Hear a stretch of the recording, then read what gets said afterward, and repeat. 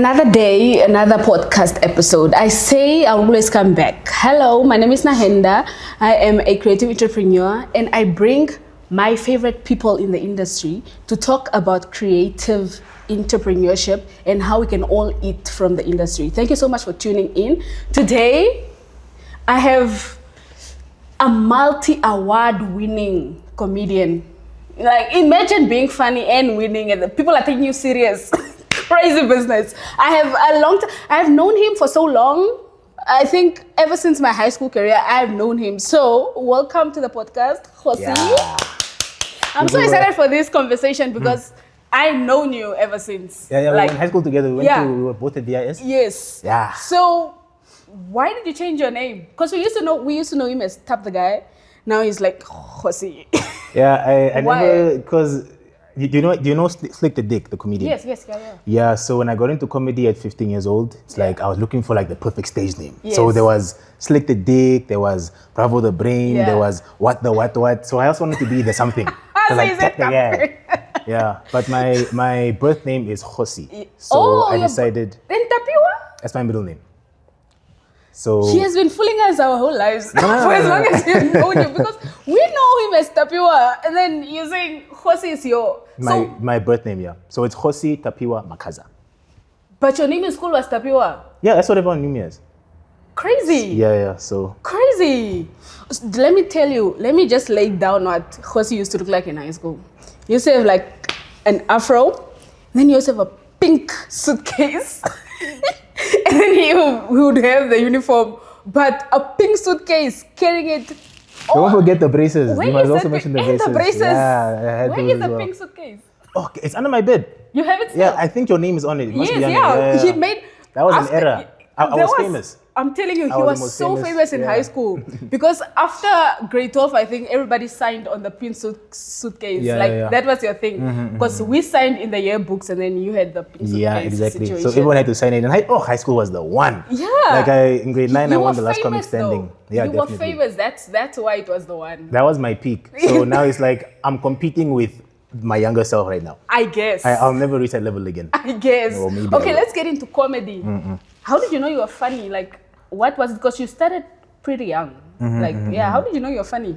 I think I'm just a weird guy. I'm so weird that people are like, no man, you must just do comedy. So you're weird funny? Yeah, because I never tried. I was just acting like myself and people were like, man, this guy is funny, you must try it. So then I tried to find out like how I can do it here in Windhoek. Then I stumbled upon Free Your Mind Entertainment. Yeah. So then they put me on my first... What was your first performance? It was Last Comic, the one I won. Yeah, the one you won. Yeah, Last Comic Standing. No, but that was a competition. Yeah, that was my first show. Imagine. And you won it. Yeah. What? And I beat guys that were like in their 20s, doing it for like the 5th, 6th time. Yeah. And I just come through like, bah! And you were 15, I think. Yeah, 15. Yeah. And my parents were even in the crowd. Grade 9? Grade 9, yeah. Grade 9, yeah. How did you come to, were you nervous? What was the decision, the process? I didn't even know that someone can walk on stage and talk with the purpose of just making people laugh, until my brother showed me a video of Trevor Noah and Cat Williams, and I was like, okay, so you can't. I thought it's just pastors and politicians who can go on stage and talk. I didn't know you can go on stage with just the purpose of making people laugh. So I was like, I also find that's the thing of comedy. I'm also like, so I'm attending an event to watch you try make me laugh. Crazy.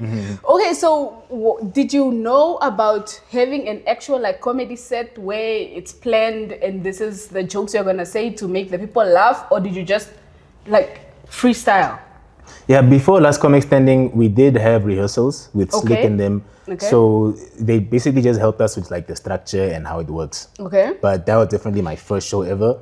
And it was the best intro because everyone has like a struggle story. Like if you're even a baker, can be like, no, I started with one piece of, like, what do you make bread with? Flour. I started with one flour and then I built it up. Yeah. No, I came in like warakata. Just like that. So crazy. And my parents were there. And you were confident? Did the people laugh? On stage, yeah, I was. I wasn't self-conscious at all. I don't know why. Maybe I like attention. You are not self-conscious at all, eh? No, I really wasn't. You've always been like, confident. Where does it come from? I don't know, man. And I think I'm just blessed that I'm so happy God made me like this. I guess. Because I'm one of the few people in the world who knows exactly what they want out of life. Nah, facts. People are confused. People don't know what they want to be. But I think it's because you had a head start.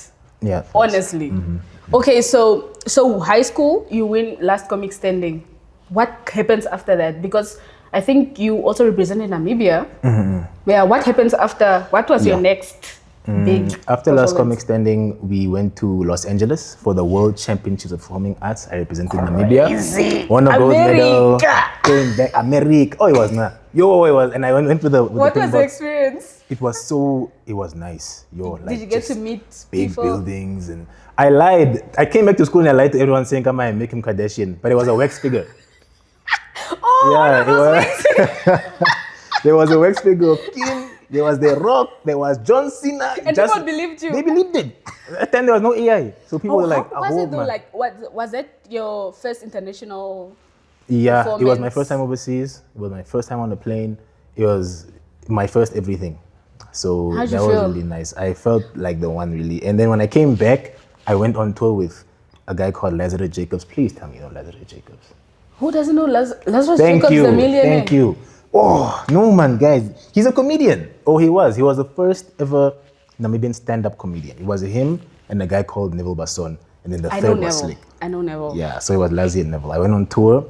He had a show called Keeping Up with the Kandeshis. So me, him, and Slick went to the north. Yeah, You lie. Yeah. Keeping up with the Kandeshis. In that time, Dirty Kandeshi was like a thing. Yeah, yes. Shout out Maria. So that was what was the show based around? Was it like based around the Dirty Kandeshis or like?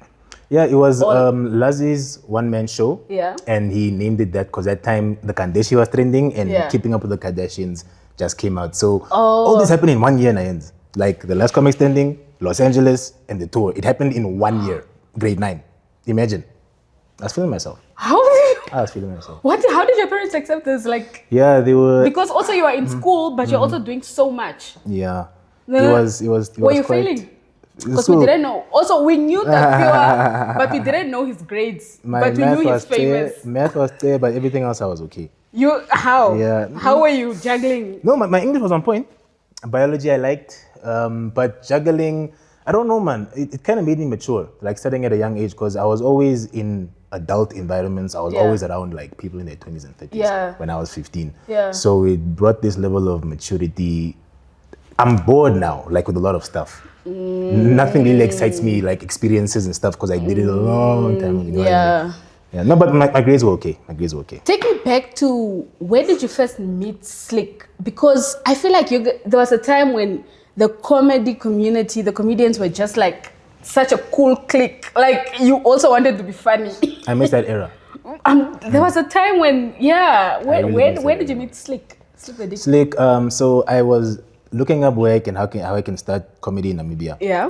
And I found Free Your Mind. Yeah. So just even across our school, across VIS, there's the Bank Vintuk Theatre School. Yes. You know it most, just there. Yeah, so theatre school was home a few base. theatre performances there. Of course you did. Yeah. You're creative. Yeah. So that's why I met him and the whole Free Your Mind team. That time, like, comedy was popping. Like, we were bigger than musicians. No, for sure. It died down a little bit, but the new guys are pushing it. So, who's your favorite Namibian comedian? KGOSI. Nah, that's unfair. No, I need to pay outside pay of yourself. I need to pay homage to the GOATs. So just because he started it, I'm gonna name the Lazarus Jacobs again. Okay. Even though guys, he's who rebranding. is Lazarus? He's rebranding. This whole thing of he's a businessman. It's a betrayal to us. Is he funny? He was when he was a comedian. But who is my favorite Namibian comedian? Yeah. Let's see. I really like Wilbert, man. Okay. You know Wilbert? I think so. I like Wilbert. Slick is quite funny. Joe White is funny. Slick is not quite funny. Slick is funny. He's hilarious. Pay Slick. Ileka. There's a guy called Ileka. Yeah, I know Ileka. Joe White. There's a lot of guys. I can't even name drop one. What do you think about the comedy scene now and back in the day? Like, what do you think we have like evolved, or like are we like going back in terms of support, especially? You can't even compare. Like, it was popping those days because there was unity. Like, Free Your Mind was an actual organization. Yeah. And every comedian in Namibia was under one umbrella. Yeah. But now it's like, this guy is doing his thing here. This guy is doing his thing here. No, but I need to play devil's advocate because within the comedy, you also want to be known as you. Like, you want to have your one-man show. Like, is that not a good thing? To be like, I'm there. You know, in certain ways, it has improved thanks to the socials. Yeah. So this is the first time that a comic can trend. Like online like that, because if you know Wilbur, so he's popping on TikTok right now. He posts his stand-up videos, I think every day he posts a clip, and it's going wild. But the problem is, it's not converting to attendance. No shots to Wilbur, but it's like people will view, like, comment. You think so? When it's time to have a show, I don't know. It could be a marketing thing. Because I feel like the Savannah people, they do pull up. Yeah, they pull up. Do. But the venues are also a bit small though. Yeah. So I wish, because in the Free Your Mind at its peak, we were selling out warehouse. You guys, every month. Free Your Mind at its peak was crazy. Thanks. But it's growing. Crazy. But also there was no, and I want to have this conversation of where you guys' jokes are now limited because people are sensitive. How do you feel about that? Where you cannot, if you make a certain joke, people want to cancel you. I'm fighting that so much. Like, comedy as an art form is actually dying because of it. Not just, it started obviously like in the whole society, where things like woke culture and stuff came into play. You can't say this, you can't say that. But I can't swear here. I don't even swear. So anyway, I was gonna say F it. Because comedy, that's exactly why it exists. It comes from our pain. You know what I mean? So no topic is off limits. If one topic is off limits, then everything must be off limits, so everybody can get it. And that's the thing. But also, comedians are very sensitive. You guys be killing yourselves. We're a little bit sensitive. What's like the... What does it mean to be a comedian that you guys are sensitive people also at the same time? Especially like emotionally, or it's just like... you guys make things funny, and then you turn around to be very depressed and sad. It's how we cope. I don't know. It's like people say that a lot, like that comedians, and it's a trend. It's been proven. Yeah. So maybe that's why we became comedians. Like we like overanalyzing situations. If I go outside now and I see something, it's gonna. So that's how you deal with life. Yeah, we look at things differently. Okay, so you after Free Your Mind, last comic, you do the Dirty Kandeshi tour, and then comes, I think. Is it Sounds of Nam? Oh. Yeah, you went very much into the future. There is the Smart Cut. Yeah.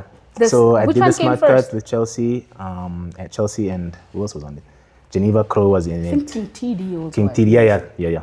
Oh, because how did you handle being serious? Because Smart Cut is like a serious topic. Yeah, exactly. And how did you get the gig? Big shout out to Moroki. That's like one of my mentors. Okay. Yeah, the dog. I look up to him a lot. Okay. So he, as we all know, is the ambassador for circumcision.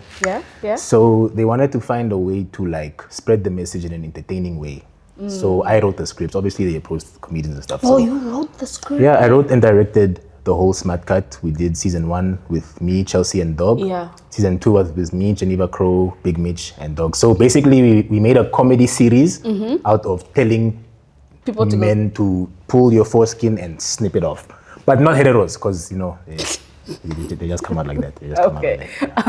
So you got Sounds of Nam. Yeah, Sounds of Nam. I feel like you're a creative entrepreneur. How do you get into Sounds of Nam? It was a grant, I won't lie to you. So there was a creative grant. I'm an all-around creative. Yeah. Everyone calls me a comedian, yeah, but I am an all-round creative. I do a lot of stuff. I'm even about to get into like comedy music type of stuff where I make songs which are kind of funny. Oh, like the... Yeah. Oh, that's when I drop it, you'll help me with the promo. Yeah. But anyway, Sounds of Nam. So the Sound Connects Fund was a grant from the EU. Yeah. And then I wrote a proposal, and then we got the grant. You wrote your proposal yourself? Yeah. I write proposals. That's how guys, comedy doesn't pay. Comedy doesn't pay. So in 2022, that was a good year. Yeah. I did my first feature film for MultiChoice. It's on DSTV now. It's called Penda's Dilemma. It's called Penda. Streaming We're gonna right get now. into Penda. We're gonna get into Penda now. Yeah, streaming right now. And then Sounds of Nam happened the same year. And then the next year was Open Arms Music Project. That time, What's I was a beast. It was another project. So Sounds of Nam was a tour, national tour, where we did shows in Namibia. What was the thought process? Because you wrote a proposal. What was the thought process behind? Because it's music based also. What was the thought process behind writing such a proposal? You already know I was going to do something about comedy, but the grant was called Sound Connects Fund, so they wanted it to be about music. So I was like, hey, if I gotta get the bag by putting on musicians, then I'm gonna put on musicians. So you came up with the idea. What was the idea exactly and the execution? It's basically going to a different Namibian town every month and having a show with one headlining act and newcomers. So people made videos to like convince us to make them the opening act in Hobabes. Oh, you had like a whole competition situation. Yeah, people made videos. Wow, and you had participants. A lot. That's why I always say, like, in Namibia, we don't have a lot of support when it comes to the creative industry. But every time we bring up such an initiative, people are like, you know, they come forth. It's actually said, like, so for the two projects I did, Sounds of Nam and Open Arms, they both had an application process. Yeah. We were flat. People are so, like, people want opportunities. I'm telling you, there's a lack of opportunities for creatives in Namibia. A serious lack of platforms and opportunities for creatives in Namibia. Really? It's also the aspect of, no, you must push yourself. Yeah. Because then, I mean, I'm here because I like what I do. And no, but also you started a long time and Facts. you know the game. Some people only realize that they are talented later on in life, and then it's shy when you are entering the industry at an adult age, because the motivation and the money aspect is not there. I mean, there is a balance of, there's a lack of opportunities and people want to be spoon-fed. There is, like, if you see a poster that's posted, like a big show, you want to perform, find out who the organizer is. Zoom into the poster and find a cell phone number or an email and send the people an email, send them your stuff, you know what I mean? No one wants it more than you, that's what I'm trying to say. How was it going into the regions? How was that experience with Sounds of Nam? It was nice. What did you get from it as a creative and also as people that are in the regions, creatives that are in the regions? When I did that in 2022, I knew mostly just the creative side of the creative industry. Yeah. But that experience, all three, the movie, the tour, and the workshop, they put me onto the actual business of the creative economy. So now I know how to do things. Like, how do you do things? There's paperwork. The admin was so hectic. Like, there's reporting, there's trenches, there's tax certificates, and so you got to know that side of. Yeah. Also, did you do it on a company base? Like, did you have to register a company? Yeah, definitely. So you have a registered company of Sounds of Nam? Yes. Crazy. Sounds of Nam was done through Free Your Mind, and then Open Arms Music Project was done through the Open Arms Trust, and my current projects are being done by KGOSI Global Media. So let's talk about creative entrepreneurship then. How is creative entrepreneurship in Namibia? If I want to be a creative and I want to do the fundings that like Sounds of Nam, how do I get into it? The GOAT is definitely Louis Munana. Oh. He's the GOAT when it comes to that stuff. So I think just emulate what he did. He has so many things that like, if I say I want to reach a certain level now, it's Louis. Because it's like a Namibian creative entrepreneur who has like super huge projects on Netflix, Waka Waka Mumu, Fashion Week, like 5 million. I'm like, whoa, this beast. This guy's a beast. He's a beast. Oh wow. Yeah. Okay, so you have to have a registered business. I'm getting, because how did you get the grant? It's because you had start now. Or what do you require for you to get a grant if you want to do a movie or you want to do a show and you want it sponsored? Like, what was the application process? What do you need? Start now. Even if there's no grants out, start now, because there's usually, if the funding is heavy, like 1 million, 2, 5, 6, 7, 8 million there. Will people trust you with 1 million?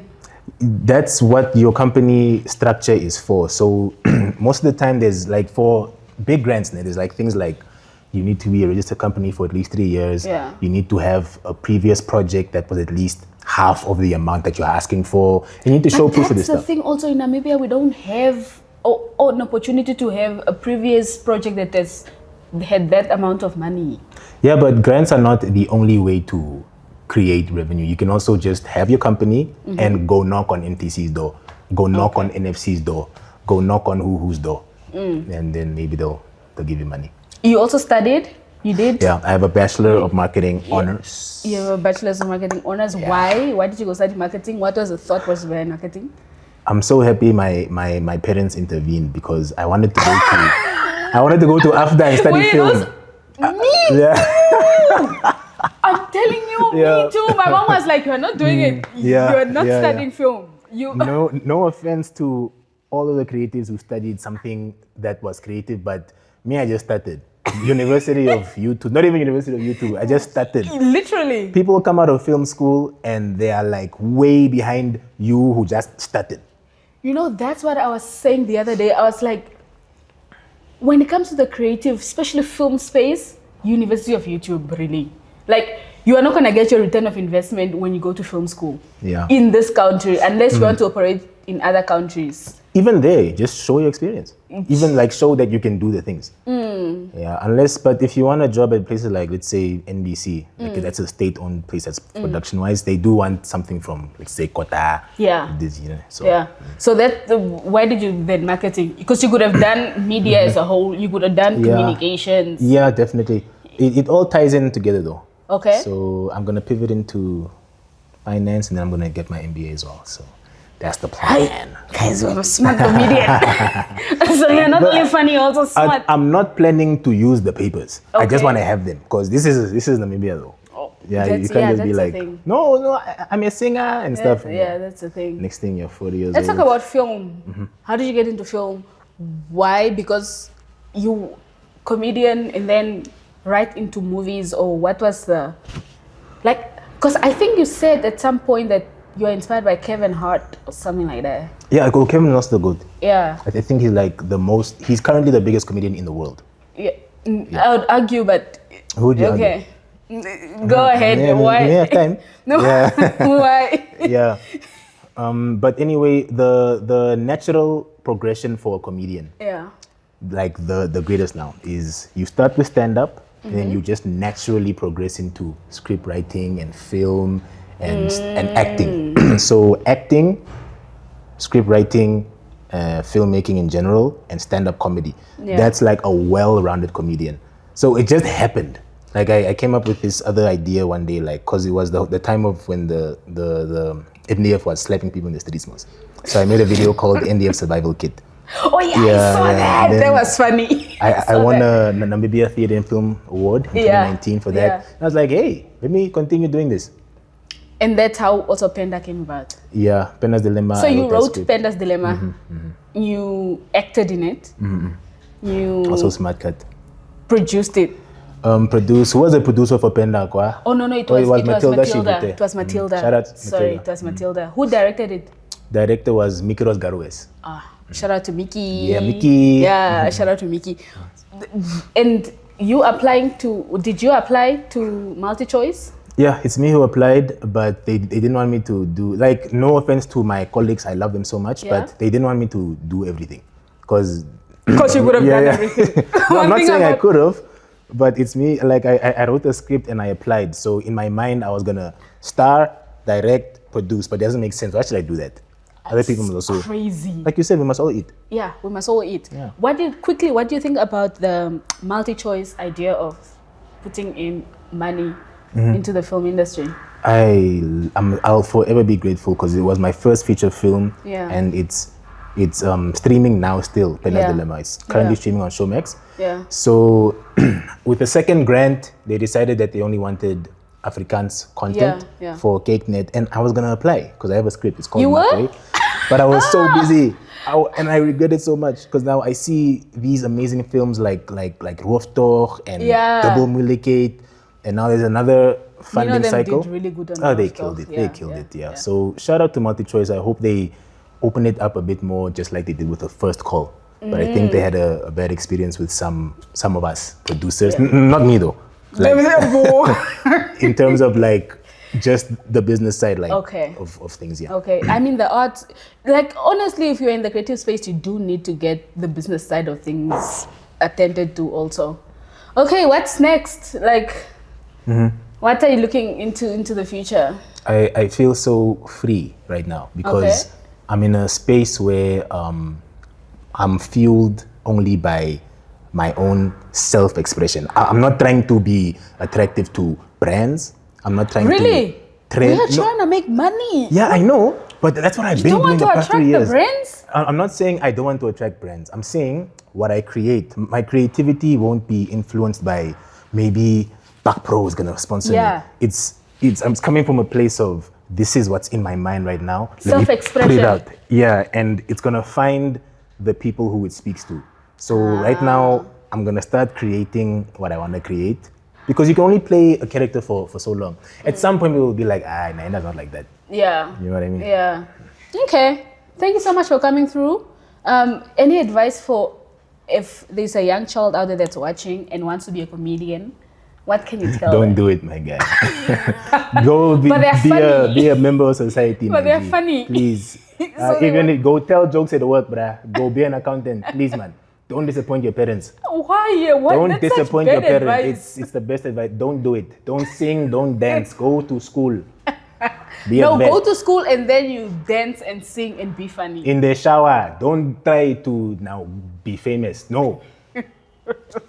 Anyways, thank you so much for coming through. Where can people find you? Social media pages. They can find me on the Miss Namibia stage as the Oh MC. yeah, he's also I was waiting for you to mention it, man. Yeah, I forgot. Just say you're jealous. He wasn't. I mean, is that what happened? You hosted the red carpet. Yeah. The preliminary red carpet. How was that? But also you hosted Miss Namibia before. I think 2019 I MC. Yeah. So, man, I wish I could. I was supposed to do the main show again in July. But if this comes out in July, what makes sense. But anyway, I'm going to be in London when it happens. And I had to give up. You're catching flights. And I'm also catching feeling because I can't host again. Flights, guys. So they can catch me. Inspired.